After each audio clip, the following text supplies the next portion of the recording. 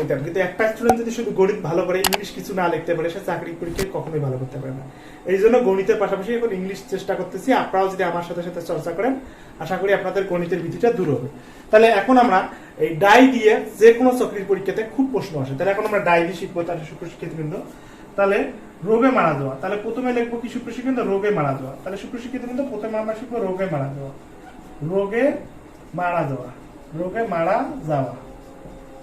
তাহলে সুপ্রশিক্ষিত রোগে মারা যাওয়া, তাহলে এটার ডাইও, ডাইও, ডাইও। তাহলে এটা যদি সুপ্রশিক্ষিত আমরা লিখি কলেরা, COLERA, তাহলে সুপ্রশিক্ষিত ডাইও মানে রোগে মারা যাওয়া।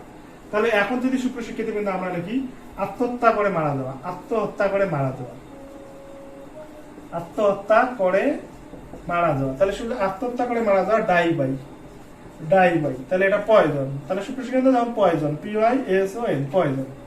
তাহলে এটা আছে পয়জন। তাহলে সুপ্রশিক্ষিত এখন যদি দেশের জন্য মারা যাওয়া, দেশের জন্য মহৎ উদ্দেশ্যে মারা যাওয়া, মহৎ উদ্দেশ্যে মারা যাওয়া, উদ্দেশ্যে মারা যাওয়া। তাহলে সুপ্রশিক্ষিত দেশের জন্য মহৎ উদ্দেশ্যে মারা যাওয়া, তাহলে die for, DI, die for. তাহলে এটা আসতে পারে কান্ট্রি। তাহলে সুপ্রশিক্ষিত বৃন্দ, এরপর তাহলে আমরা যদি লিখি যুদ্ধ, যুদ্ধে বা অভাবে মারা যাওয়া, যুদ্ধে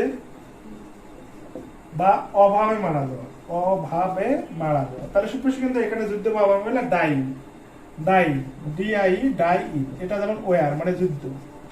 তারপর সুপ্রশিক্ষিত বৃন্দ আঘাত বা ক্ষত হয়ে মারা যাওয়া, আঘাত বা ক্ষত হয়ে মারা যাওয়া, আঘাত বা ক্ষত হয়ে মারা যাওয়া, ক্ষত হয়ে মারা যাওয়া। তাহলে আঘাত বা ক্ষত হয়ে মারা যাওয়া হলে তাহলে আঘাত বা ক্ষত হয়ে মারা যাওয়া ডাই, ডাইফ্রোম, ডাইফ্রোম।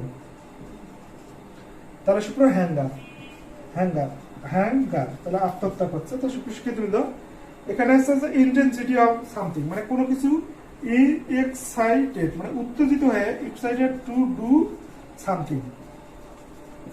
তাহলে সুপ্রশিক্ষিত উত্তেজিত হয়ে যদি মারা যাওয়া হয়, এক্সাইটেড টু ডু সামথিং, তাহলে এটা হবে ডাই টু, ডাই টু, উত্তেজিত হয়ে মারা যাওয়া। তাহলে হঠাৎ করে একে একে মারা যাওয়া, তাহলে হঠাৎ করে একে একে মারা যাওয়া, হঠাৎ করে একে একে মারা যাওয়া, মারা যাওয়া। তাহলে সুপ্রশিক্ষিত হঠাৎ করে একে একে মারা যাওয়া, এটা হবে ডাই অফ, ডাই, DIE। তাহলে সুপ্রশিক্ষিত এটা হবে ডাই অফ। তাহলে একটা উদাহরণ দেই, দা রেন্ডার হিট ডাই অফ। তাহলে সুপ্রশিক্ষিত কিন্তু দা, তাহলে এখানে একটা উদাহরণ দেই, দা রিন। তাহলে সুপ্রশিক্ষিত দা রিন্ডার, দা রিন্ডার হেল্ড, HELDS, হেল্ড আর ডুইং অফ। তাহলে সুপ্রশিক্ষিত বৃন্দ হঠাৎ করে একে একে মারা যাওয়া ডাই অফ, দা রিন্ডার ডাই আর রিন্ডার হেল্ড আর ডাই অফ মানে একে একে মারা। তাহলে কোনো কিছু ক্ষীণ হয়ে যাওয়া, ক্ষীণ হয়ে যাওয়া, কোনো কিছু ক্ষীণ হয়ে যাওয়া, কোনো কিছু ক্ষীণ হয়ে যাওয়া, ক্ষীণ হয়ে যাওয়া। তাহলে সুপ্রশিক্ষিত বলতে কোনো কিছু ক্ষীণ হয়ে যাওয়া, তাহলে এটা আছে যে ডাই। তাহলে সুপ্রশিক্ষিত এটা আছে ডাই অ্যাওয়ে, তাহলে ডাই অ্যাওয়ে। তাহলে এরপর সুপ্রশিক্ষিত ইন্টেন্সিটি মানে কমে যাওয়া, তাহলে ইন্টেন্সিটি মানে কমে যাওয়া, ইন্টেন্সিটি কমে যাওয়া, কমে যাওয়া। তাহলে সুপ্রশিক্ষিত কমে যাওয়া, এটা আছে die down, die down, DOWN, die down. তাহলে সুপ্রশিক্ষিত বিলুপ্ত বা অদৃশ্য বোঝাতে, বিলুপ্ত, লুপ্ত বা অদৃশ্য, অদৃশ্য না ডাই আউট। তাহলে এটা হবে সুপ্রশিক্ষিত ডাই আউট, ডাই আউট। তাহলে সুপ্রশিক্ষিত বৃন্দ আমি আপনাদেরকে আরেকবার বুঝিয়ে দিচ্ছি, এটা পরীক্ষাতে খুবই আসে। আমি যে বিশ্ববিদ্যালয়ে ভর্তি পরীক্ষা দিয়েছিলাম তখনও এসেছিল হঠাৎ করে মারা যাওয়া, তাহলে ডাই অফ। এটা যেমন তাহলে সুপ্রশিক্ষিত রোগে মারা যাওয়া, রোগে, তাহলে ডাই অফ কলেরা।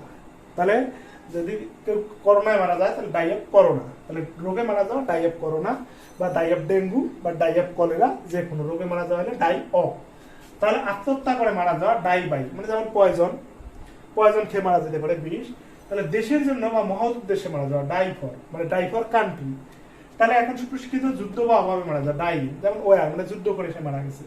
আঘাত বা ক্ষত হয়ে মারা যাওয়া ডাই ফ্রম হ্যাঙ্গার মানে সে ঝুলন্ত অবস্থা ফাঁসি দিয়ে মারা গেছে। তাহলে এক্সাইটেড টু সামথিং মানে কোনো কিছু উত্তেজিত হয়ে মারা যাওয়া, উত্তেজিত হয়ে মারা যাওয়া।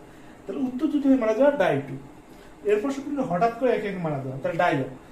দা রিন্ডার ডাই অফ ডুইং অফ। তাহলে সুপ্রশিক্ষিত যে হরিণগুলো ছিল একে একে করে মারা গেল। চিড়িয়াখানায় যে হরিণগুলো ছিল সে একে একে মারা গেল, তাহলে সেটা তার inter head R dyeing of. তাহলে সুপ্রিয় কোনো কিছু ক্ষীণ হয়ে যাওয়া, যেমন লাইটটা জ্বলতেছে আস্তে আস্তে আলোটা কমে যাচ্ছে, তাহলে এটা যে ডাই হয়। তাহলে ইন্টেন্সিটি মানে কমে যাওয়া, তাহলে ইন্টেন্সিটি ডাউন, তাহলে বিলুপ্ত হয়, তাহলে ডাই হবে। তাহলে সুপ্রিয় কিন্তু এখন এই ডাই অ্যাপ্রোপ্রিয়েট প্রিপোজিশনটা ডাই দিয়ে খুবই আসে। তাহলে আপনারা আরেকবার বলতেছি, রোগে মারা যাওয়া হলে ডাই অফ হবে, আত্মহত্যা করে মারা যাওয়া হলে ডাই বাই হবে, দেশের জন্য মারা যাওয়া হলে ডাই ফর হবে, যুদ্ধভাবে মারা যাওয়া হলে ডাই হবে, আঘাত করে মারা যাওয়া হলে ডাই ফ্রম হবে, উত্তেজিত হয়ে মারা গেলে ডাই টু হবে, হঠাৎ করে এক এক মারা গেলে ডাই অফ হবে, তাহলে কোনো কিছু ক্ষীণ হয়ে যাওয়া হলে ডাই হবে, তাহলে ইন্টেন্সিটি কমে যাওয়া হলে ডাই ডাউন হবে, বিলুপ্ত হয়ে গেলে ডাই আউট হবে। তা আমার ক্লাস যদি ভালো লাগে প্লিজ আপনারা মোস্তাফিজের ম্যাথ চ্যানেলটা সাবস্ক্রাইব করুন এবং গাণিতিক জিজ্ঞাসা পেজে লাইক দিন। দেশের যে কোনো